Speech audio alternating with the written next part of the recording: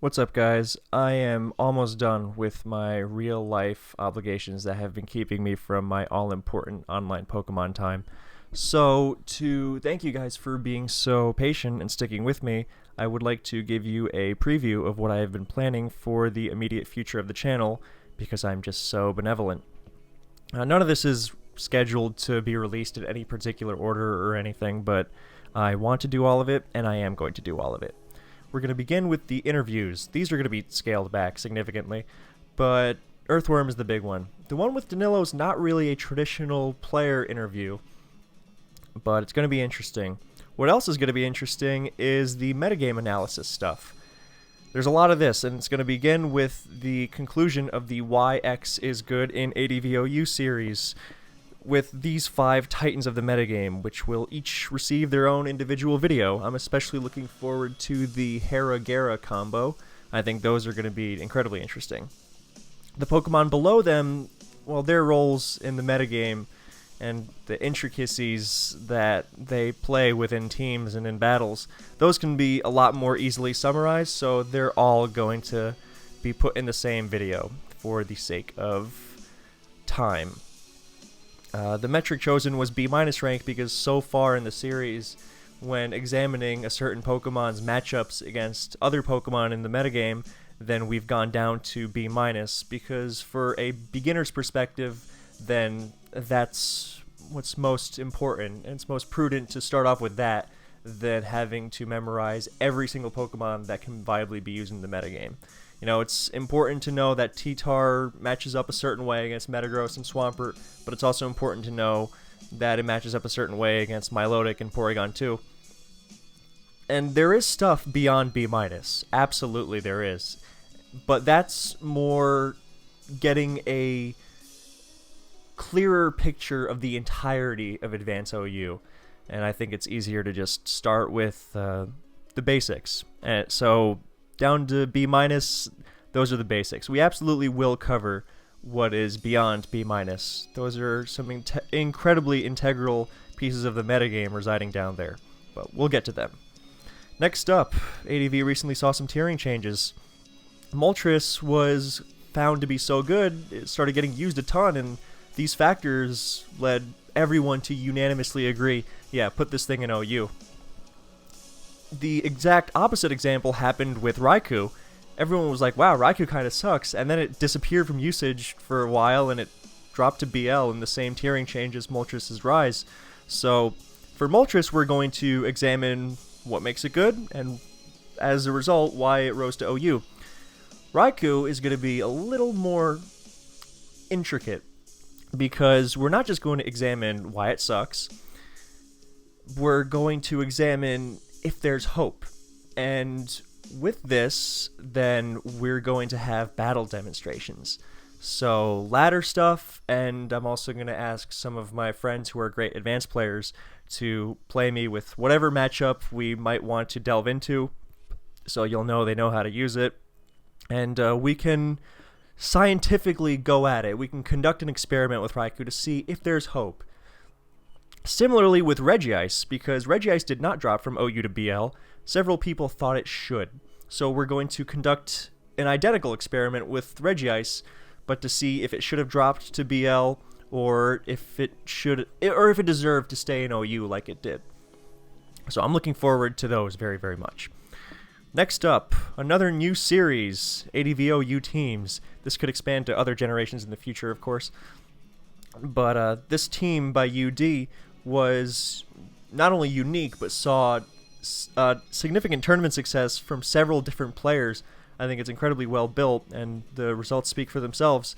So I think it deserves a video of its own, and I would love to do this for other teams that are not only successful on the big stage, but are also unique. Because there's something to be said for tweaking standards to gain an advantage, but I'm looking more for the underrated stuff to shine the spotlight on. Not that I don't have the utmost admiration and respect for the guy who comes up with the new Swampert Eevee spread to give him a significant advantage against the metagame, but, you know, for this kind of thing, I'm looking more for the guy who's making Charizard work. So something like Undisputed's Breloom Charizard team could absolutely be another guest on this show. But we're going to start with UD's team. Speaking of Charizard, the next series, underrated ADV Pokemon. So this is where we're getting into the below B- ranks.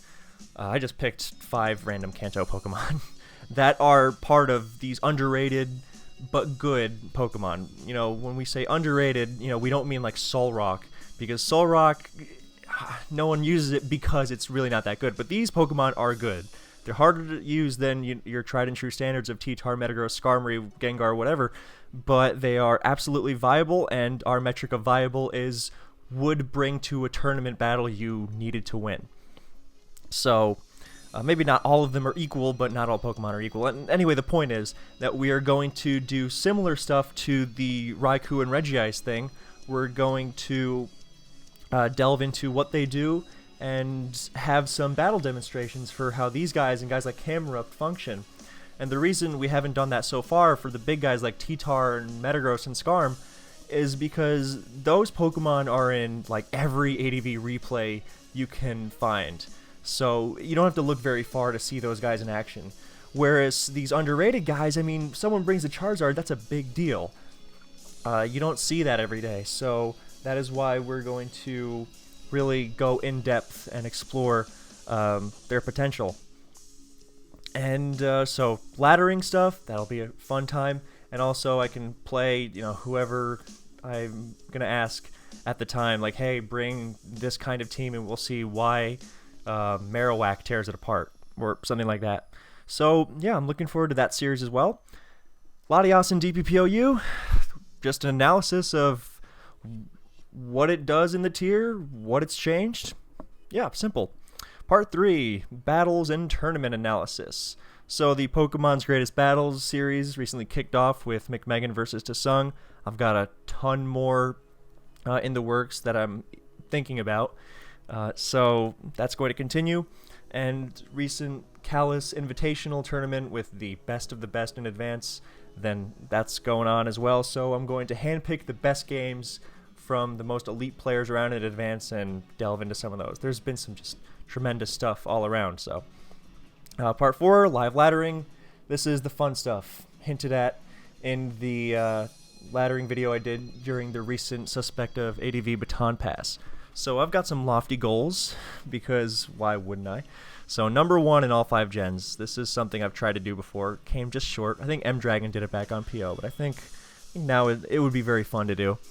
Highest ranking ever on the Gen 4 ladder. This was a discussion recently had in the DPP Discord. Some other guys are trying, so I was like, hey, why don't I try it and share it with you guys?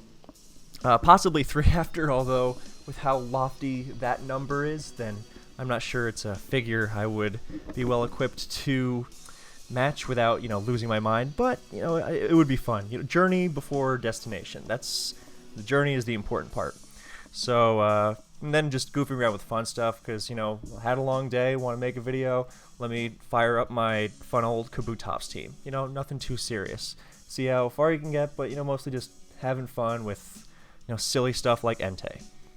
Streaming, question mark, because it could be streamed. I want to gauge your guys' interest on this.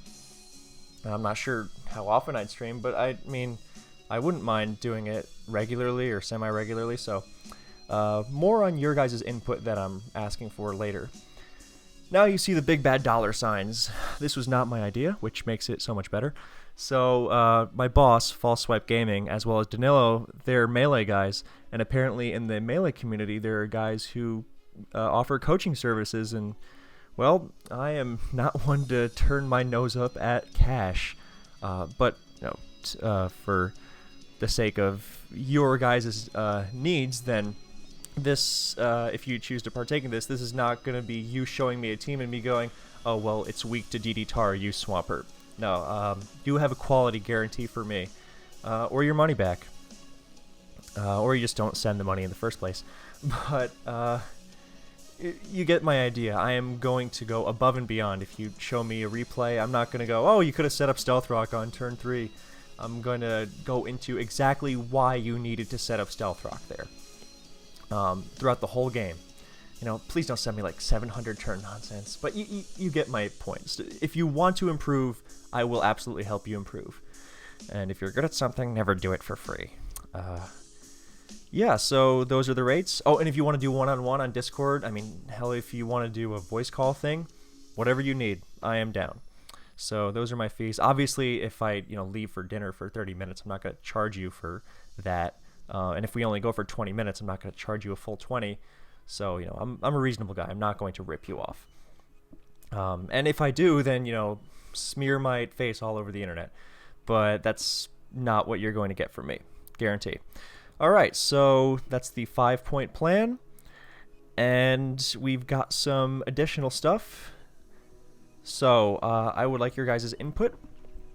So the classic games to cover, the greatest battles, the McMegan versus Songs of the world. The metric is a high-stakes tournament game, and gens 2 to 7 of OU. Same with the teams. If there's a great team that is both from Gen 2 to 7 of OU that you really like and is unique, that's kind of in the eye of the beholder, but let's say you'll know it when you see it. So obviously I will be looking for both of these games and these teams myself, but I welcome input. So yeah, feel free to throw those at me. Suggestions on fun stuff. I mean, this is light, but if you are a really big fan of Tauros or Slacking or something, like, hey, make a team with 5 CB normal types in a Magneton, see how far you get. Sure, if it's gonna catch my eye, then why not? Streaming, yes or no? Already went over that. Ask me anything. I mean, I've still got some time before I'm able to settle into a new apartment and whatnot, so I'm not really able to give my attention and energy to the stuff I've outlined yet. But something like an Ask Me Anything video or the Earthworm interview, which will be coming out soon, those are really low effort to make. So if you guys want to just bombard me with questions like, how old were you when you first discovered Pokemon? What's your favorite Pokemon? And what's your favorite Pokemon team? And, what's your favorite movie? And stuff like that, all topics. Bombard me with them. People love talking about themselves, trust me. Well, most do. And I don't pretend to exclude myself from that category. So, part 2 of this addendum, the future. Sword and Shield is coming out. Can't avoid it. Gonna cover it competitively, though. No top 5 cutest whatevers in Sword and Shield. We're gonna be talking strictly Ferrothorn and Toxapeg's domination, question mark in all caps. Stuff like that. So, look forward to that. Metagame panels, I'm really looking forward to this, because as high of an opinion as I have of my own knowledge, then there are other guys you want to hear from. So, for sheer Pokemon geekery out of a certain metagame, I'm going to get the guys you see together.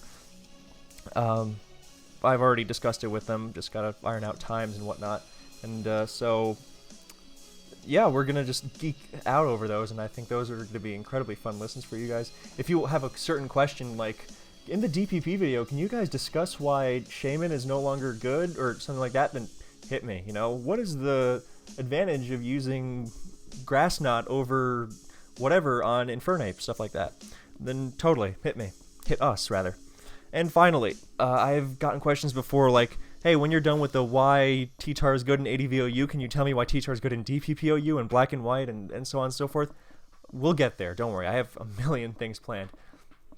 But this video is more about the immediate future, and we will absolutely get there. I intend to cover every gen as much as there is to be covered. But that's, I've already had to cut the stuff I had planned for this video. Like, I want to fill up the top 5 spots on the leaderboard, and then I had to take a step back. Like, all right, no, that's too much. You're gonna burn yourself out. So, yeah, I don't want to take on too much at once. But don't worry, that stuff will definitely come. We will definitely have why Infernape is good in DPPOU and stuff like that. Even like the topics you see there, like what are common teams in GSC? That's going to extend to Advance as well. Common structures and cores and plays in Advance, and to every gen. So, yeah, thank you guys for sticking with me, sticking through this video. If, well, you know what I want your input on, so bombard me with that shit. So, yeah, thank you for being patient. I will be with you guys uploading regularly soon. So, yeah, thanks, guys.